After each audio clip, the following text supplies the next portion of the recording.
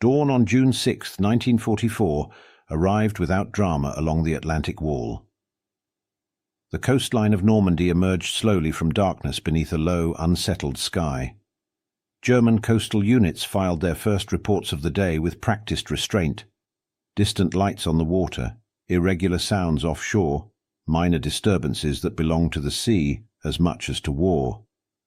None of it broke the rhythm of routine. The channel had always been deceptive, and experience had taught its defenders to treat uncertainty as background noise. In radar stations scattered along the coast, operators watched their screens thicken with interference. Contacts appeared, multiplied unnaturally, then collapsed into static. Dials were adjusted, notes were taken. Atmospheric distortion was blamed first, then possible enemy jamming, annoying but expected. The equipment was temperamental, the night long. When several screens went dark altogether, it felt like a technical failure, not a warning. Invasions announced themselves with clarity. This did not. From the shoreline came a heavier sound now, the low, persistent churn of engines beyond the horizon. It reached the bunkers in fragments, shaped by wind and wave. Officers listened, considered, and dismissed it. Naval exercises had become routine. Demonstrations and feints were assumed, part of a larger deception the Germans believed they understood. The weather reinforced that belief. The sea was rough. Visibility was poor. This was not how a decisive assault was supposed to begin. No general alarm was sounded. Telephones remained silent. Orders remained unchanged. Soldiers followed schedules built for certainty, coffee heated, guard shifts exchanged, logbooks updated. Weapons stayed stacked. The massive fortifications stood ready, but unused, absorbing doubt instead of shock. At higher command posts, reports moved upward cautiously. Each one asked for confirmation, for corroboration, for assurance that this moment was different from the many that had come before. In a system where acting too soon carried consequences, waiting felt correct. And so the first minutes passed quietly. While German commanders searched for certainty, Allied landing craft were already closing the final distance. Steel ramps were about to fall. Men were stepping forward. The invasion did not begin with realization. It began inside disbelief, and that disbelief was about to shape everything that followed. By the early hours of June 6th, German communication channels were already saturated. Across occupied Europe, radio traffic surged, not with clarity, but with volume. Signals overlapped, reports arrived out of sequence, and information multiplied faster than it could be weighed. This was no accident. It was the lingering effect of Operation Fortitude, a deception so thorough that even truth now sounded suspicious. Phantom formations filled German maps. Entire armies appeared to exist on paper, divisions that transmitted orders, requested supplies, and rehearsed movements without a single soldier behind them. In intelligence summaries, these forces carried weight, rank, and intention. They pointed insistently toward the Pas-de-Calais, reinforcing what German planners already believed. Against that backdrop, Normandy felt peripheral, a stage set for distraction. As reports filtered upward from the coast, they collided with this manufactured certainty. One message described naval gunfire, another mentioned parachutes. A third contradicted both. Timelines overlapped, locations blurred, nothing aligned cleanly. To officers trained to seek patterns before acting, the chaos itself became evidence, not of invasion, but of confusion deliberately created by the enemy. Diversions were expected. German command doctrine assumed the Allies would exhaust deception before committing fully. Exercises, raids, and probes had preceded major actions before, and training alerts had conditioned units to respond cautiously. Repetition dulled urgency. When alarms sounded too often, they lost their edge. The extraordinary began to feel ordinary. Inside headquarters, real warnings drowned in false ones. Each genuine report was forced to compete with a dozen misleading signals, all demanding attention. Decision-makers hesitated, waiting for a single, undeniable indicator. None arrived. The volume of information did not clarify the situation, it buried it. What emerged was not ignorance, but paralysis. German commanders were not blind, they were overwhelmed. The enemy had not silenced them. He had made them listen to everything at once. And in that noise, the most important signal of the war's Western Front was reduced to just another message, one that could wait, one that might be wrong, one that did not yet seem decisive. But while German headquarters sorted through echoes and illusions, the reality on the beaches continued to take shape, quietly, steadily, and without pause. For months, German High Command had prepared itself for a single decisive moment, and it was not expected to come in Normandy. Every strategic assumption pointed instead to Pas-de-Calais, the shortest route across the Channel, the most direct path into the heart of Germany. Geography appeared to settle the argument. What lay elsewhere was, by definition, secondary. This belief shaped interpretation as much as planning. When reports arrived from Normandy describing gunfire, airborne landings and clashes inland, they were framed through expectation. This was not invasion, commanders reasoned. It was reconnaissance in force, a probing attack designed to draw attention and reserves away from the real blow yet to come. The enemy, they believed, was testing defenses, not committing his future. Early fighting reinforced that illusion. Allied units were contained in places. Some beachheads appeared fragile. German counterfire inflicted losses. From a distance it looked inconclusive, even encouraging. The absence of immediate collapse was not yet alarming. It was consistent with a diversion meant to appear serious without being decisive. Requests for reinforcements began to move up the chain, but slowly. Each was weighed against the fear of being deceived. Armor held in reserve near Calais was not released. Mobile divisions waited for authorization that never came. To commit them too soon, in the wrong place, was seen as a greater risk than delay. Caution masqueraded as discipline. Hours passed. Reports multiplied. The situation on the ground evolved faster than the paperwork describing it. Local commanders sensed the scale growing before them, but authority did not rest in their hands. Acting independently carried consequences. Obedience had been drilled too deeply, success too narrowly defined. Initiative without orders was still disobedience. And so they waited, while Allied forces expanded footholds, linked positions, and pushed inland. The opportunity to contain the landings narrowed quietly, almost invisibly. No single moment announced its passing. It simply receded with each unanswered request. By the time higher command began to reconsider its assumptions, the question was no longer where the invasion was, but whether it could still be stopped. That realization was approaching, but it had not yet arrived, and the delay was already shaping the outcome. German planning for the invasion of Western Europe began with a ruler laid across a map. The narrowest stretch of the English Channel pointed unambiguously toward Pas-de-Calais, the shortest crossing, the most economical use of shipping, the fastest route to the Ruhr. In staff rooms and planning conferences, distance became destiny. Geography, they believed, imposed its own logic on the enemy. That logic seemed unassailable.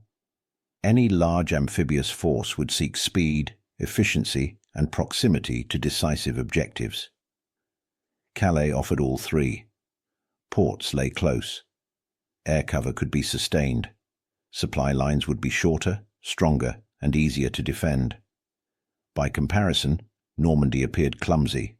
Longer sea routes, fewer ports, exposed beaches, and difficult terrain beyond them.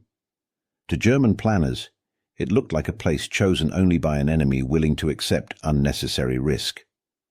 From this calculation flowed a chain of decisions. Heavy defences, elite formations, and mobile reserves were concentrated opposite Calais. Radar coverage, artillery density, and armoured response plans were built around that expectation. Normandy was defended, but not reinforced with the same urgency. It was treated as terrain to be held, not as the place where history would turn. Over time, this reasoning hardened. What began as analysis became assumption. Assumption became doctrine. Every new piece of intelligence was filtered through the same geographic certainty. Reports that aligned with it were elevated. Reports that challenged it were questioned, delayed, or quietly set aside. The map no longer informed judgment. It replaced it. This confidence carried a subtle arrogance. German planners believed they understood not only the terrain, but the enemy's mind. They assumed the Allies would think as they did, value what they valued, and avoid what they themselves would avoid. Risk, in this view, was something rational commanders minimized. The possibility that the enemy might accept inefficiency to gain surprise was acknowledged in theory, but dismissed in practice. Even as signals accumulated, unusual shipping patterns, increased activity opposite Normandy, reports that did not fit cleanly, geography continued to dominate interpretation. To abandon Calais as the main threat would mean admitting that months of preparation, concrete and doctrine had been misplaced. It was easier to doubt the evidence than to doubt the map. And so geography ceased to be a tool and became a belief. Lines drawn in pencil took on the weight of law. The Channel's narrowest point became a fixed idea, immune to revision, resistant to contradiction. When the invasion came where logic said it should not, the shock was not merely tactical, it was philosophical. The planners had not misread the map, they had mistaken it for the enemy's intention. By the time that distinction began to matter, certainty had already done its damage, and the war would soon expose the cost of treating geography as destiny rather than possibility. At the center of Germany's war effort stood a command system built for control, not speed. Authority flowed upward, decisions flowed downward, and initiative was carefully rationed. By June 1944, this structure had hardened into habit. The machinery of command was precise, hierarchical, and unforgiving, designed to prevent mistakes, even at the cost of momentum. It was a system that trusted order more than intuition. Real authority rested far from the front. Operational decisions, especially the movement of armored reserves, required approval from the highest levels of command, including the Oberkommando der Wehrmacht. In theory, this ensured coordination. In practice, it built delay into every response. Requests had to be written, justified, transmitted, reviewed, and approved, each step consuming time that the battlefield did not offer. As reports from Normandy grew more urgent, the system responded as it had been designed to respond, cautiously. Commanders asked not whether action was needed, but whether permission had been granted. Speed was subordinated to correctness. To move too early in the wrong direction was considered a greater failure than to move too late. Control mattered more than reaction. At the front, field commanders felt the tension acutely. They could hear the guns. They could see Allied strength increasing by the hour. Some understood immediately that this was no raid, yet acting independently carried risk, not from the enemy, but from their own command structure. Careers, reputations, and even survival had long depended on obedience. Doctrine had trained them to wait. This culture did not emerge overnight. Years of centralized leadership had rewarded compliance and punished deviation. Initiative, once valued in German military tradition, had been steadily replaced by caution. Orders were to be followed precisely, not interpreted creatively. Adaptation was suspect. Discipline was paramount. As a result, flexibility vanished at the moment it was most needed. Armored divisions remained immobilized, engines cold, while debates continued far from the beaches. Counterattacks that required speed were postponed for authorization. Opportunities measured in hours slipped away while paperwork caught up with reality. The system did not fail because its leaders were ignorant or cowardly. It failed because it was rigid. Designed for a predictable war, it could not bend under surprise. When uncertainty arrived, it demanded clarity before action, and clarity arrived too late. By the time authority was finally granted to move decisively, the conditions that decision required no longer existed. The battlefield had already changed, And as the German command structure strained to adapt, another truth was becoming unavoidable. A defense that could not move would soon be outpaced by events it no longer controlled. By the summer of 1944, German faith in the Atlantic Wall had become nearly absolute. Stretching from the Arctic to the Bay of Biscay, it represented years of labor, millions of tons of concrete, and the belief that modern war could be stopped by preparation alone. To its planners, the wall was not merely a barrier, it was a solution. If built deeply enough, thickly enough, and manned with discipline, it would make invasion unthinkable. This confidence reshaped doctrine. Mobility, once central to German operational thinking, gave way to fortification. The assumption was simple. If the enemy could be broken at the shoreline, there would be no need for rapid maneuver inland. Strong points replaced flexibility. Fire plans replaced improvisation. The wall was meant to absorb the first blow so completely that no second blow would ever be required. Such thinking depended on predictability.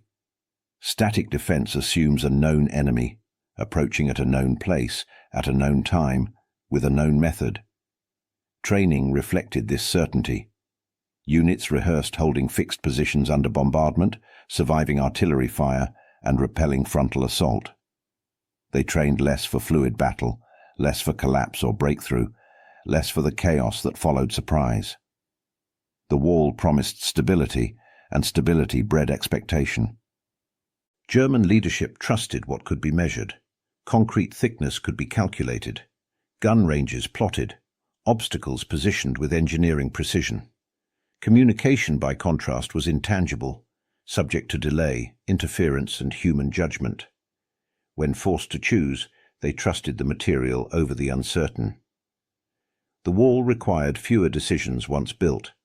It stood ready, even when commanders hesitated. Over time, the fortifications took on a psychological role. They reassured planners far from the coast and soldiers within the bunkers themselves. Concrete walls created a sense of permanence in a war defined by movement. Men believed that behind reinforced steel and poured stone, they could endure anything. The wall did not just protect the coast, it shaped how danger was understood. Yet this confidence masked a vulnerability. A static defense cannot recover lost ground quickly. It cannot shift weight in response to surprise. Once penetrated, it becomes a series of isolated positions, strong individually but disconnected. The wall assumed that the decisive moment would come at the water's edge, and that it would end there. As the first reports from Normandy arrived, that assumption was about to be tested. The wall would soon face an enemy who did not seek to batter it patiently, but to bypass, overwhelm, and outpace it. Concrete would be measured not by thickness, but by relevance. What had been designed to stop history was about to be asked to keep up with it, and the coming hours would reveal whether preparation alone could substitute for adaptability in a war that refused to unfold as planned.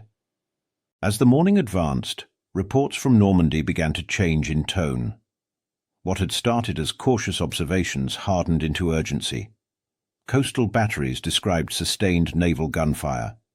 Infantry units reported enemy formations holding ground instead of withdrawing.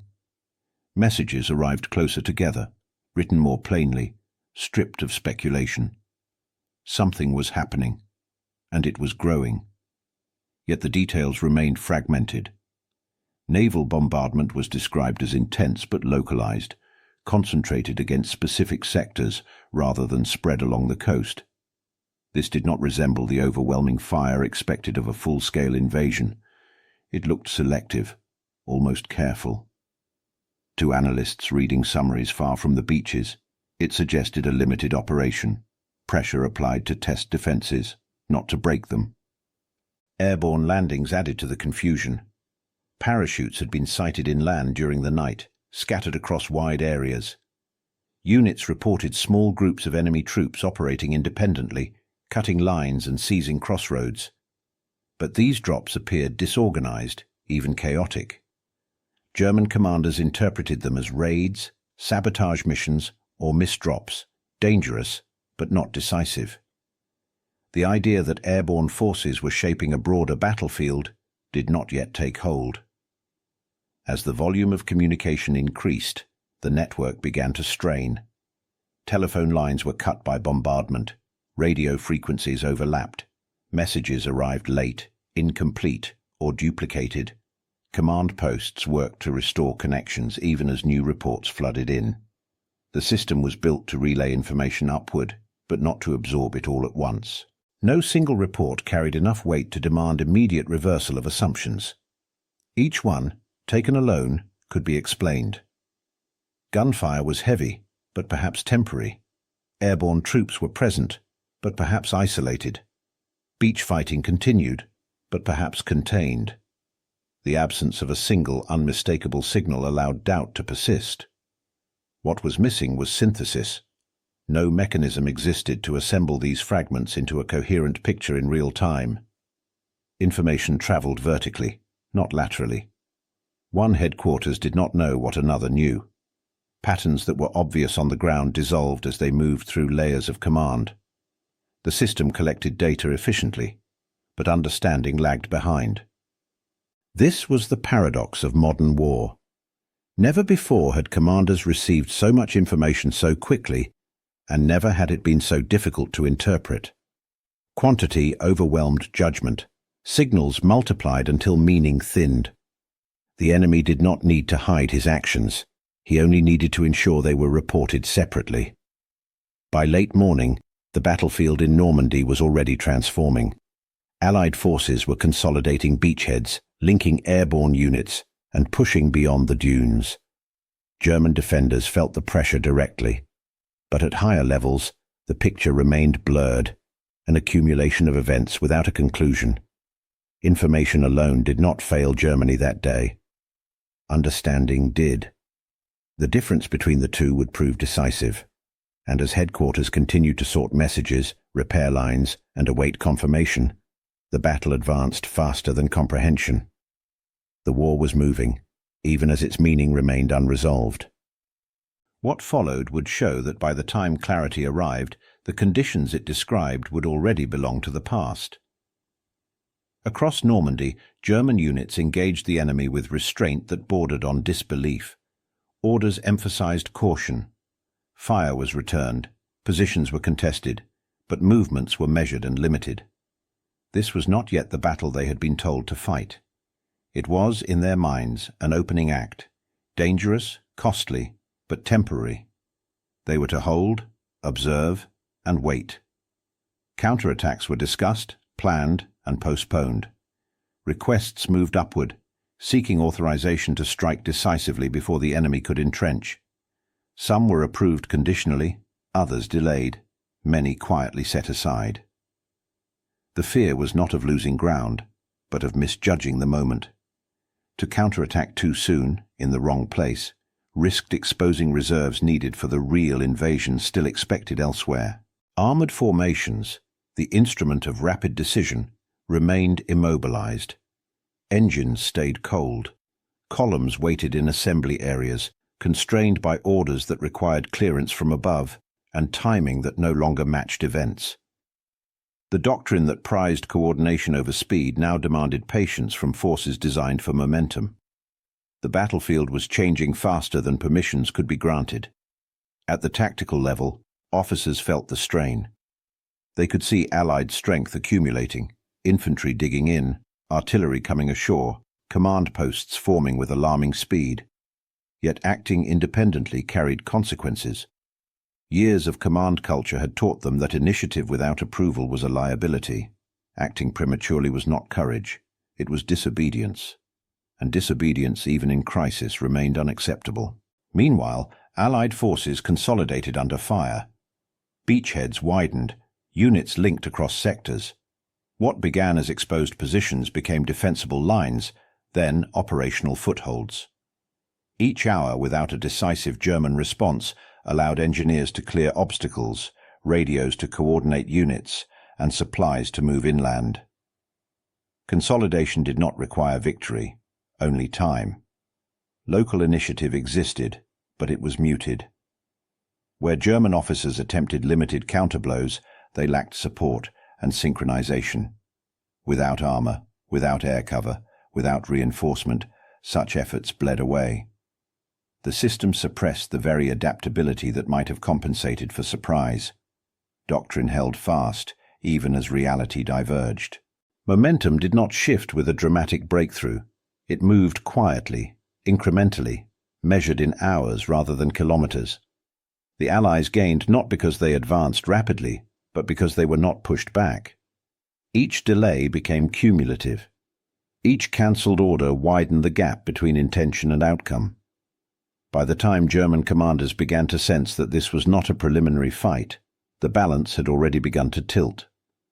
The battle they were waiting for was already underway, and it was unfolding without them on their terms. What remained uncertain was how much could still be recovered once the waiting ended, and whether the moment for decisive action had already passed unnoticed. Even as the fighting in Normandy intensified, the illusion held. Far from collapsing under scrutiny, it grew stronger.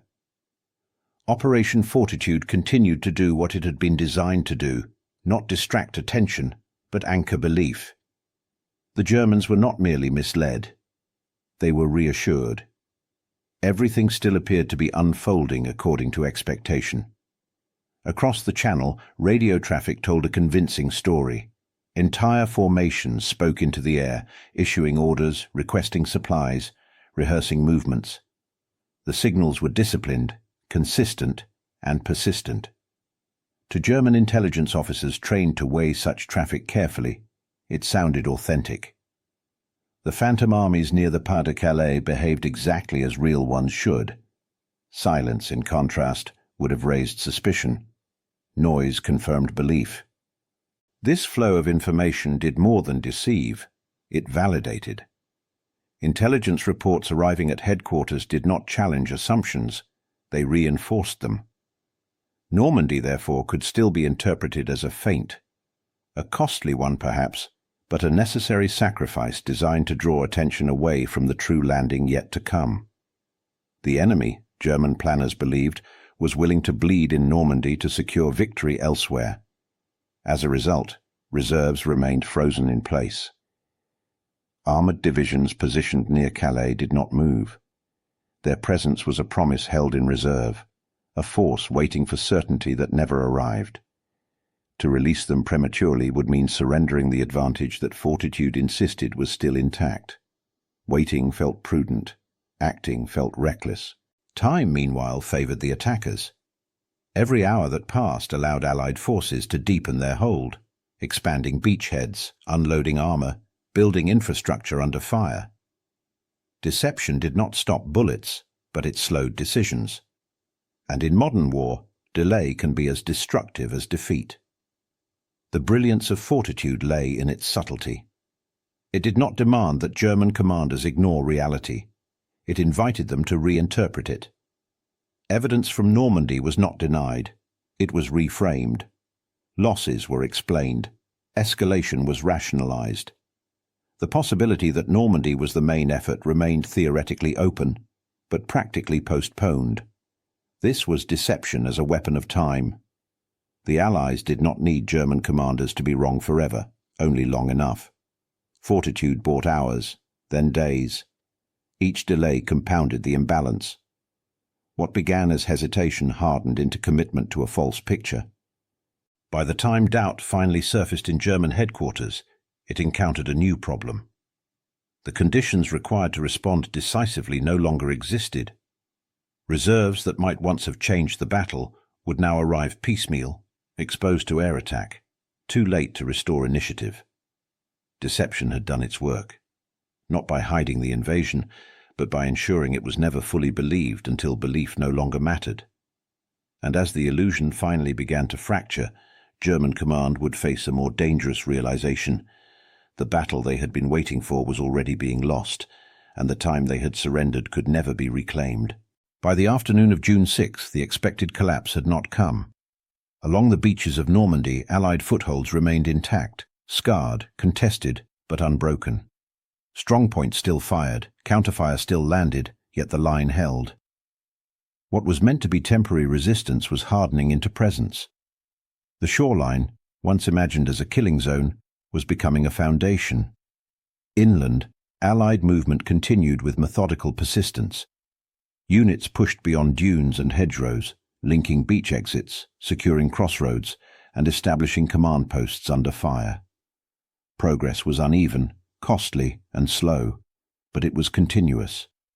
Each yard gained added weight to the question German planners had postponed since dawn. What if this was not a diversion? Casualty reports began to change the tone of correspondence. Numbers rose sharply. Losses were no longer confined to isolated positions, but spread across sectors. Requests for medical evacuation increased. Ammunition expenditure climbed. These were not the statistics of a raid. They reflected sustained engagement against a force that was not withdrawing. At higher headquarters, the cumulative effect became impossible to ignore. Individual reports that once seemed ambiguous now aligned into pattern. The beaches were not being cleared. Airborne troops were not isolated. Naval gunfire had not ceased. The enemy was not probing. He was building. Reality pressed against doctrine, demanding reassessment. Requests for reinforcements intensified. Messages grew shorter, more urgent, less hedged. The language of caution gave way to the language of necessity. Armored divisions were requested not for later, but now. What had been held back to counter a hypothetical threat was suddenly needed to address a real one unfolding in plain sight. The scale of the operation revealed itself not in a single moment, but in accumulation. Shipping continued to arrive. Supplies continued to unload.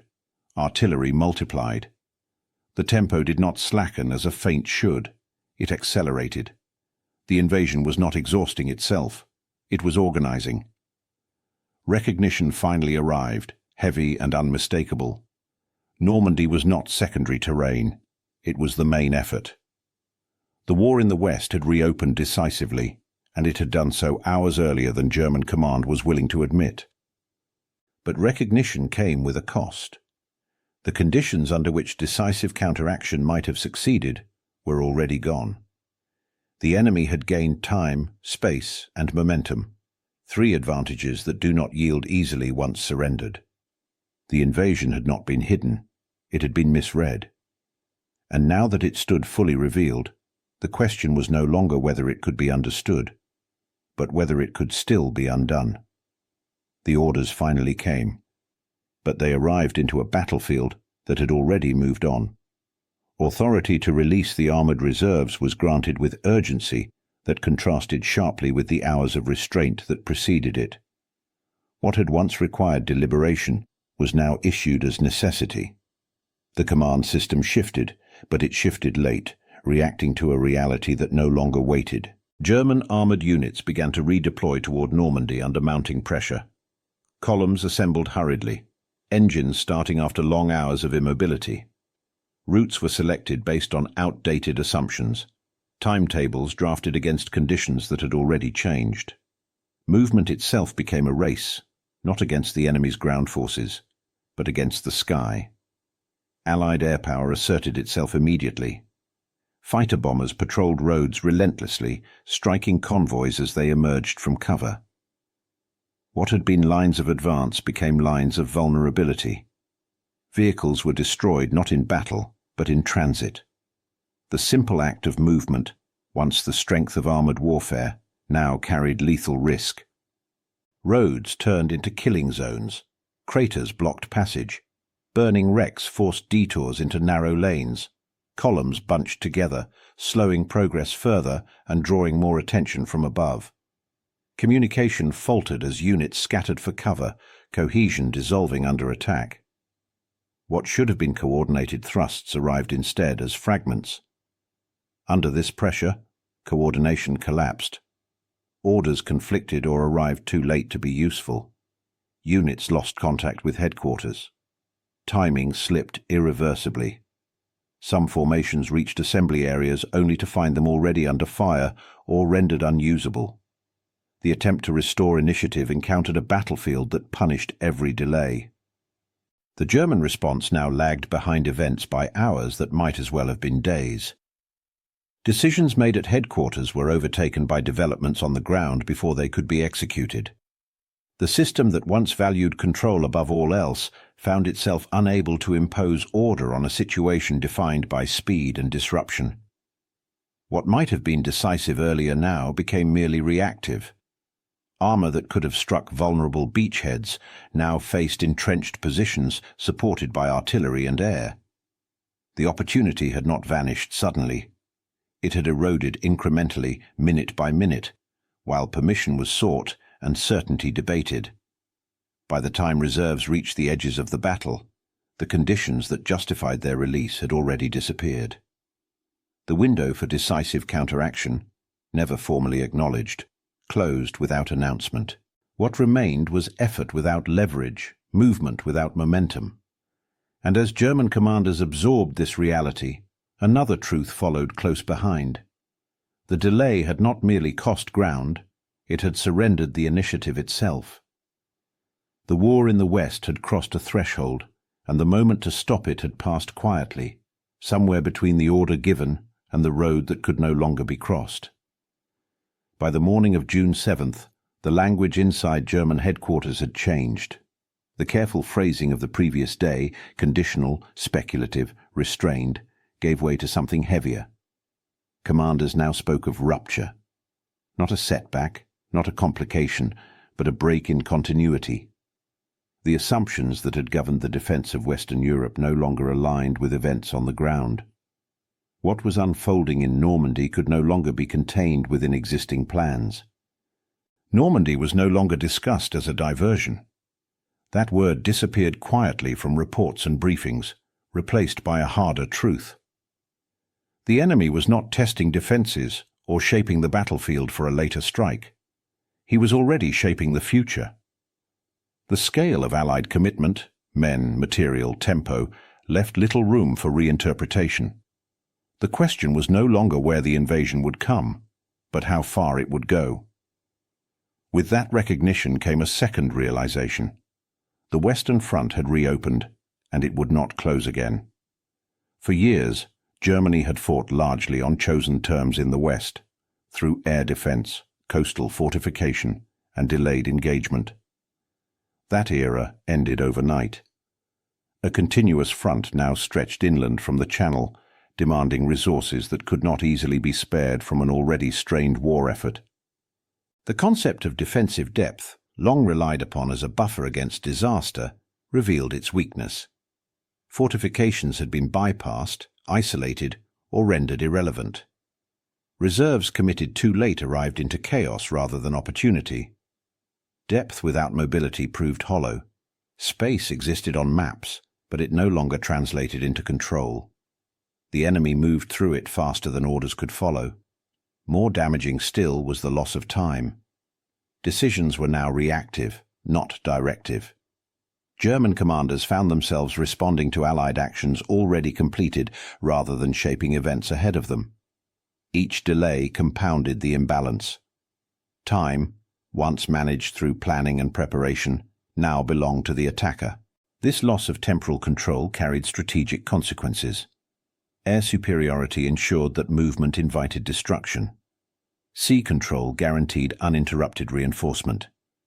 Ground gained by the Allies was not merely held, it was expanded, organized, and defended with increasing efficiency. The invasion crossed an invisible threshold. It became irreversible not because it could not be resisted, but because it could no longer be undone quickly enough. Within German command circles, the shift was felt as a narrowing of options. Choices that had existed days earlier, where to fight, when to commit, how to maneuver, collapsed into fewer, harsher alternatives. Containment replaced prevention. Delay replaced denial.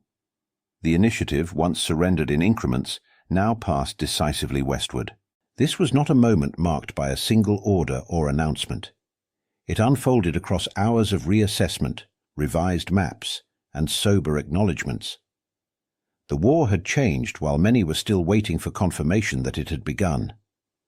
By the time that confirmation settled fully into German understanding, the Allies were already shaping the next phase, expanding the front, tightening their grip on time and space, and forcing decisions that would only grow more costly with each passing day. What remained unanswered was not whether the invasion could be reversed, but how much of Europe would be decided before German command could adapt to a war that no longer paused for belief. In the weeks that followed the landings, German forces in Normandy no longer fought to repel an invasion. They fought to survive its momentum. Withdrawals replaced counterattacks. Positions were abandoned under pressure that never fully eased. The front moved not in sweeping breakthroughs, but in relentless increments, yards taken, hedgerows crossed, villages lost one by one. There was no pause long enough to restore balance. Losses mounted faster than they could be replaced. Units that had entered the campaign near full strength were reduced to fractions of their original size. Experienced officers fell, and with them the cohesion that training alone could not recreate. Replacements arrived late, under-equipped, and unfamiliar with the terrain. The arithmetic of war turned unforgiving. Men and machines were consumed at a rate Germany could no longer sustain. With each retreat, strategic options narrowed. What had once been a defense in depth became a sequence of improvised lines, each weaker than the last. Opportunities to stabilize the front evaporated, as Allied pressure denied time for regrouping. Choices that might have existed earlier, where to stand, where to maneuver, where to concentrate force, collapsed into a single imperative: delay. Delay became the only currency left. Command confidence eroded alongside territory. Decisions were no longer framed by long-term intent, but by immediate necessity. Orders shifted tone, growing reactive and defensive. The certainty that had once defined German planning gave way to resignation. Commanders understood now that the decisive moment had passed, not with a single battle lost, but with hours and days surrendered when action might have mattered most. The failure of the Atlantic Wall became undeniable. It had not failed solely because it was penetrated, but because it was asked to substitute for adaptability. Static defenses had delayed, but they had not decided. Once bypassed and isolated, they became symbols of a strategy that mistook preparation for control. Concrete could not compensate for lost initiative. In hindsight, it became clear that delay itself had been the most damaging choice. Defeat in battle could be measured, absorbed, and sometimes reversed. Delay, by contrast, compounded invisibly. Each hour of hesitation strengthened the enemy and weakened resistance. The cost was not paid all at once, but daily, through attrition, lost ground, and shrinking possibility. The consequences accumulated relentlessly. Air superiority tightened its grip. Supply lines stretched safely inland. Allied coordination improved with experience. Meanwhile, German responses grew increasingly constrained, shaped by scarcity rather than strategy. What had begun as a misreading of intention hardened into a structural disadvantage that no single decision could undo. This was the true price of misjudging the moment. Not the shock of invasion, but the slow realization that the chance to shape events had been surrendered quietly, without a decisive clash to mark its passing. History did not turn on a single order ignored or given too late. It turned on accumulated hesitation. And as German forces continued their withdrawal, the war revealed one of its harshest lessons. Defeat does not always announce itself with catastrophe. Sometimes it arrives gradually, through moments underestimated and opportunities deferred, until consequence becomes unavoidable. What remained was not the question of whether the moment had been missed, but how much still lay ahead to be lost because it had been. In retrospect, the invasion of Western Europe was decided by more than firepower and numbers. It was decided by perception, by how events were interpreted in the hours when interpretation still mattered. Guns spoke loudly along the coast, but meaning travelled more quietly. What determined the outcome was not simply what happened, but how long it took to believe it was happening. Belief shaped reaction more than evidence. German commanders did not lack information. They lacked conviction. Reports arrived steadily from Normandy, describing landings, resistance, and expansion. Yet belief lagged behind fact. Expectations, once formed, filtered reality until it fit a familiar shape. Evidence that aligned with those expectations was accepted quickly. Evidence that contradicted them was slowed, questioned, or reframed. Deception exploited that certainty with precision. The enemy did not invent German assumptions, he reinforced them. Through carefully sustained signals, phantom formations, and consistent noise, Allied planners ensured that German belief systems remained intact long enough to matter. The most effective deception did not silence truth, it delayed its acceptance. By the time doubt surfaced, it faced a world already changed. The systems designed to manage modern war amplified this delay. Hierarchies rewarded caution. Procedures favored confirmation over speed. Authority concentrated decision-making upward, where distance softened urgency. In such a structure, hesitation was not failure, it was compliance. Officers who waited were safe. Officers who acted alone were exposed. The system did not demand boldness, it punished deviation. War, however, does not reward rigidity. It punishes it mercilessly. The conditions of June 1944 favored adaptability, lateral thinking, and rapid synthesis. German command culture offered the opposite. It sought certainty in a moment defined by ambiguity. It asked for clarity when action was required. By the time clarity arrived, the moment had passed. The absence of clarity became fatal, not because it concealed danger, but because it postponed response. Each hour without decision strengthened the invader and weakened the defense. The cost of delay was cumulative and invisible. No single order doomed the German position. No single failure explained the outcome. It was the quiet accumulation of pauses, moments when nothing happened, that proved decisive. What the Germans never heard was not a warning siren or a single decisive report. It was the sound of time slipping away. The invasion did not announce itself with unmistakable certainty. It unfolded beneath layers of assumption, procedure, and belief. By the time those layers were stripped away, the battlefield had already been reshaped. This is how history often turns. Not on dramatic reversals or sudden revelations, but on moments unseen, on interpretations delayed, signals misunderstood, and decisions deferred. The most consequential errors are not always made in panic. Sometimes they are made calmly, logically, and in good faith. The Germans fought with skill and courage once reality became undeniable. But by then, belief had already done its work. The decisive phase had passed in silence, unnoticed at the time, irreversible in hindsight. And so the lesson endured beyond Normandy. Wars are not only contests of strength, but of understanding. Victory belongs not just to those who strike hardest, but to those who recognize the moment while it still belongs to them. The tragedy was not that the warning never existed, but that when it came, it sounded too much like the past to be recognized as the future. For the German soldiers who fought on June 6, 1944, the day did not arrive with historical clarity. It arrived as noise, confusion, and orders that half made sense. Along the beaches and hedgerows of Normandy, they fought with discipline and courage, responding to what stood directly in front of them. Few understood the scale of what they were facing. Fewer still knew that the war itself had just turned. These men did not choose the assumptions that framed their actions. They did not design the systems that delayed response or the beliefs that shaped interpretation.